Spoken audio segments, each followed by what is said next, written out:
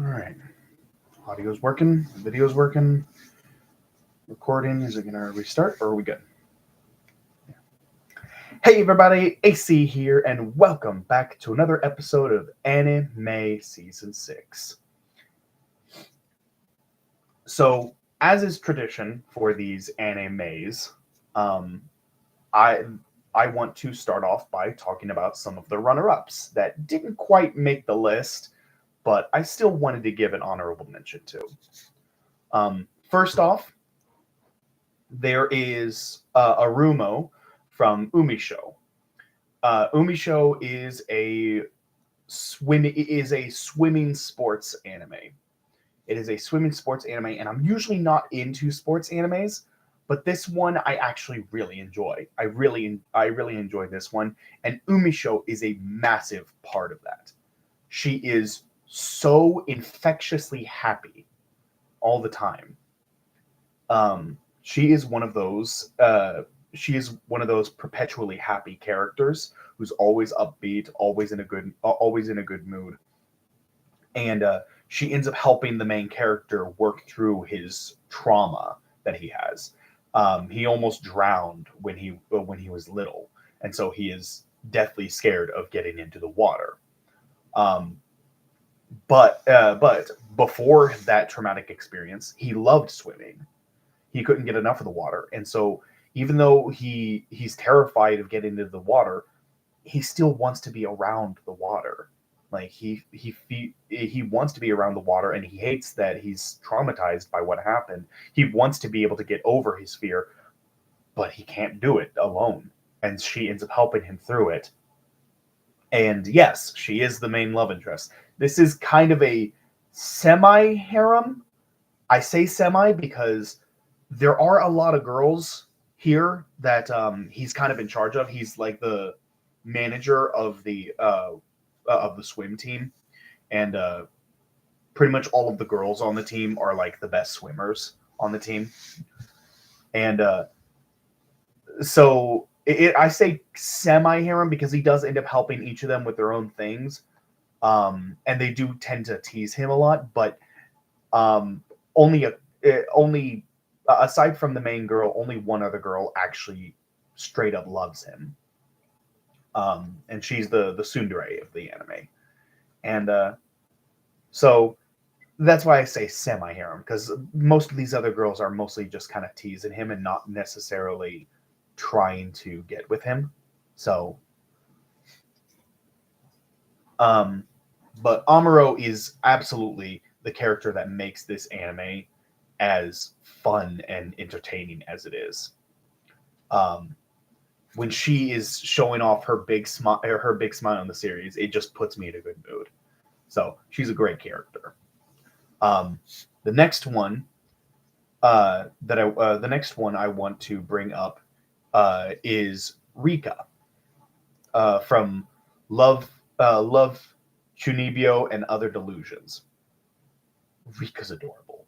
Like that's why she's here. I like honestly these two um, these two I really really wanted to put in the list, but I knew I had to keep it to 25. I wanted to keep it to 25. I did not want to go past that. Um, I was gonna have it be 24. I was gonna have it be 24, but I knew I only wanted four runner-ups. So I had to pick the one of the five characters that came in dead last um, to be the 25th. And you'll see who that is. I'll put that video up late in a bit today. Um, but Amuro and Rikka, it was down between those two and the person I chose to be number 25. So like they were tied. I love all three of these characters so much. Um, and Rikka's just so cute. She's adorable. She has eighth grade. She has eighth grader syndrome, and um, the main character has to basically help her. It has to either help her get over her eighth grade syndrome or embrace eighth grade syndrome himself.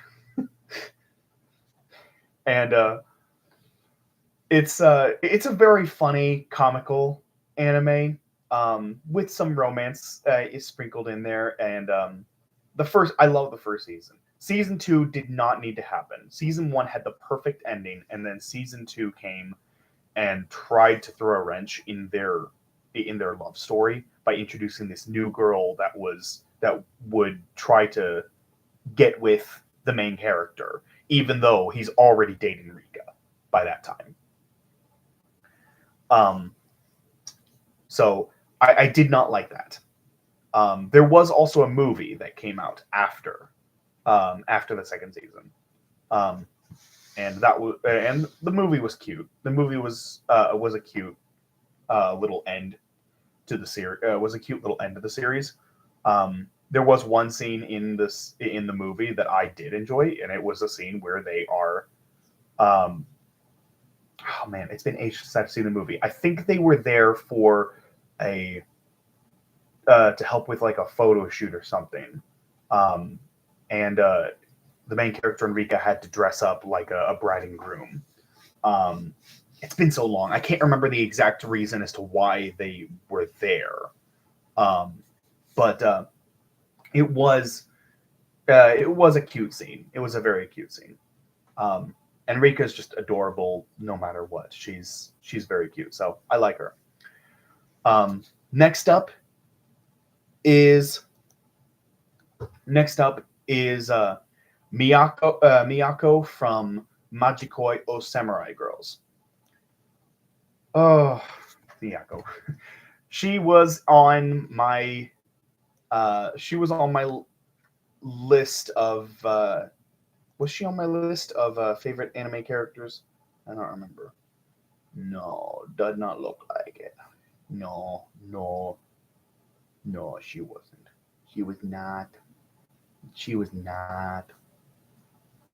Okay. But she was the thumbnail for yes.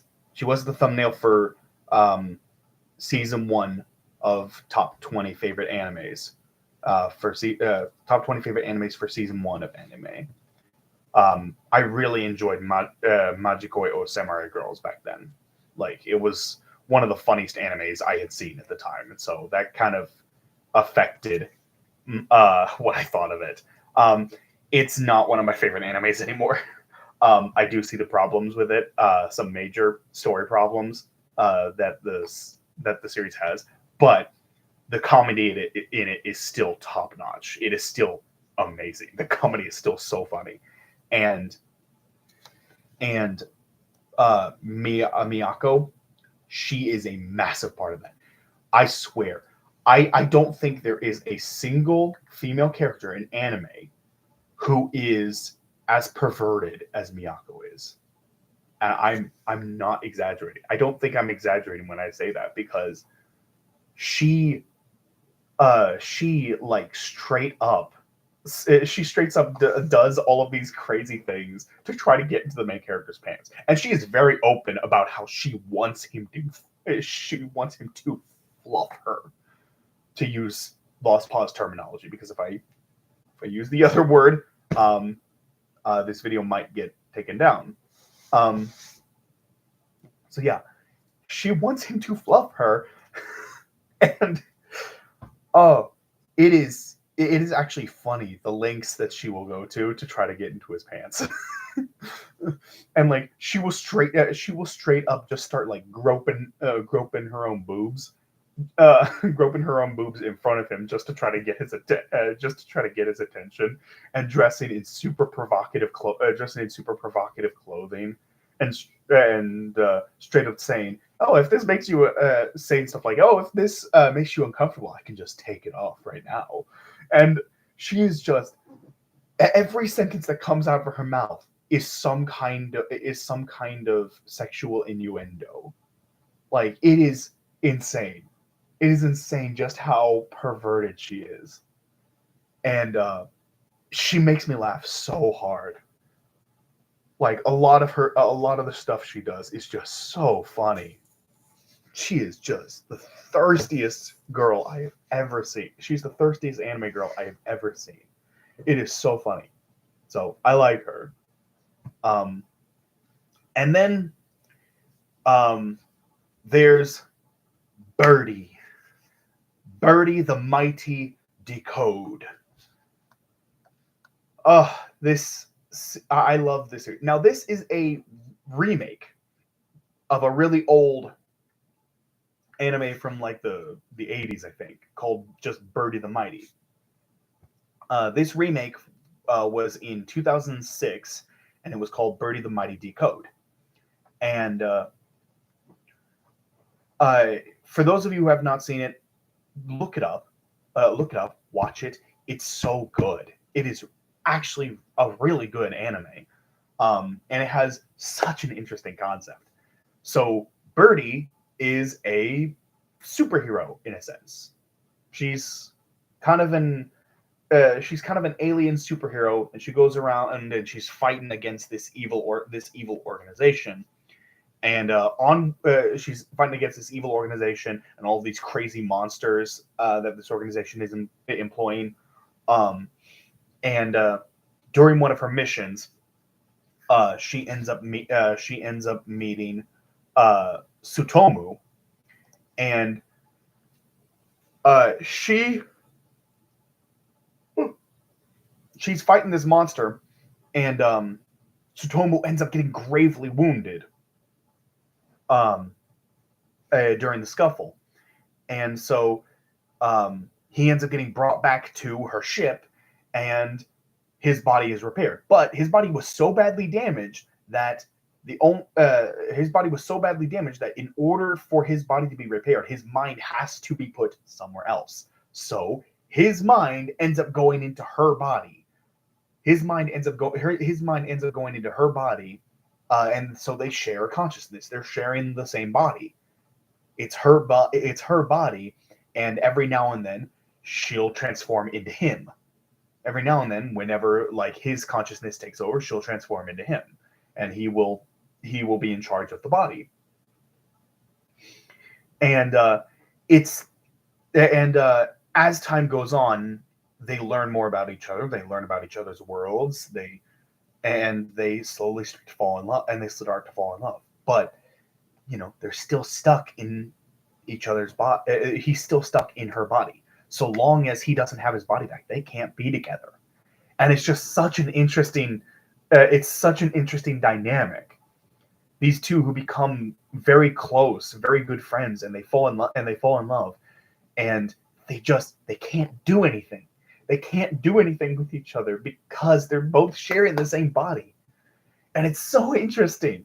It's such a fascinating dynamic, and I love these two. I love their bickering. I love when they work together. I love when they're having calm talks and learning more about each other. It's all so interesting, and I love it. They are both wonderful characters. I couldn't just include one or the other in this. They are a team. They are one. They are a package deal, literally, literally. So yeah, I really like that character. I really like those characters. All of those characters. They're all wonderful characters, and they just sadly did not make the cut. But that's going to do it for this episode. Next time, I will be talking about my number 25 favorite anime character. See you all then. Take care, everyone.